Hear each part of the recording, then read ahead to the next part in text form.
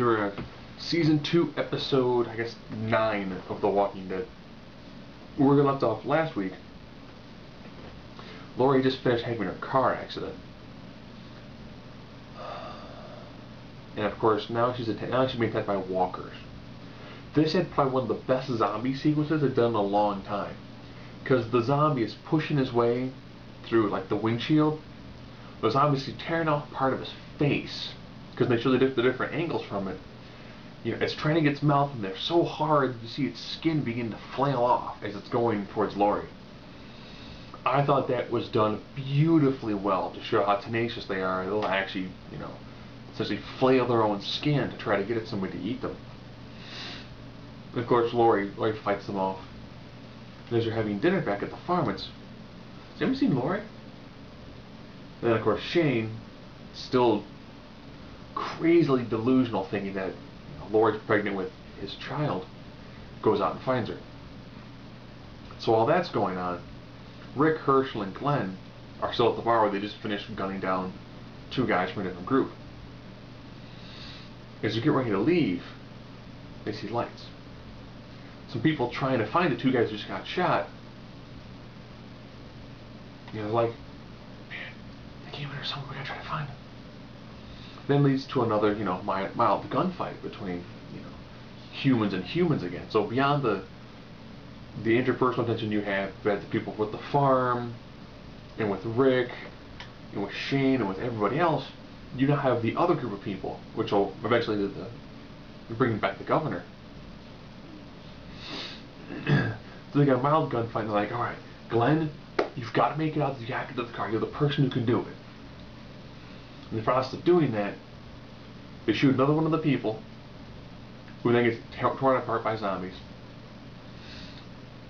A guy who was on a roof is trying to shoot at him, and they're like, "Come on, we gotta go, too many walkers. He goes to jump down, doesn't make it into the truck. He lands on a piece of wrought iron fence, like a fleur-de-lis at the top, gets his leg stuck on it.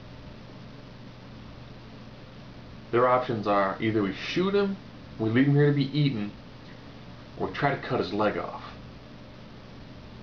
They get no time to cut his leg off. They pop his leg back off the fence, and then drive him back the next morning. So we end with everybody back.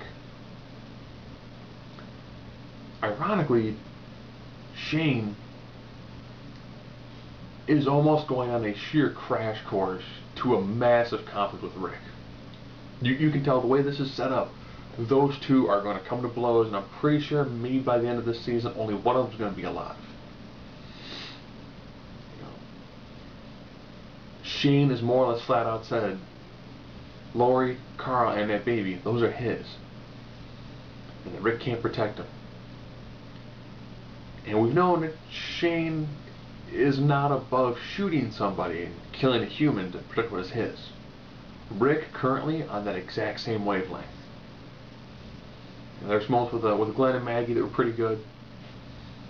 You know, all in all, you can tell you still have the two outsiders when it comes to the group at the farm.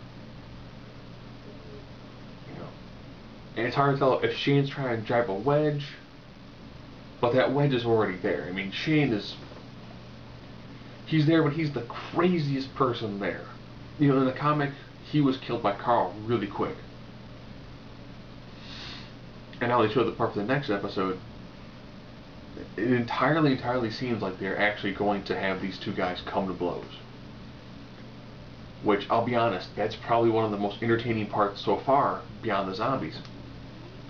Is those two start out being best friends, and then Shane's just sheer descent into madness, and Rick, who initially had all this hope and all this, you know, things will be better, we can do this, we can do that.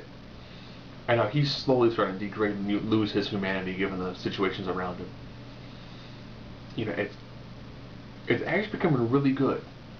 Again, not that much in the way of zombies beyond, you know, the walker attack with Lori and the walker attack at the town.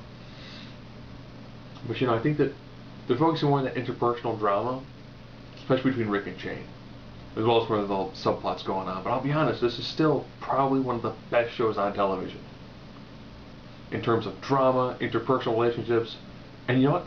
It's also got zombies too.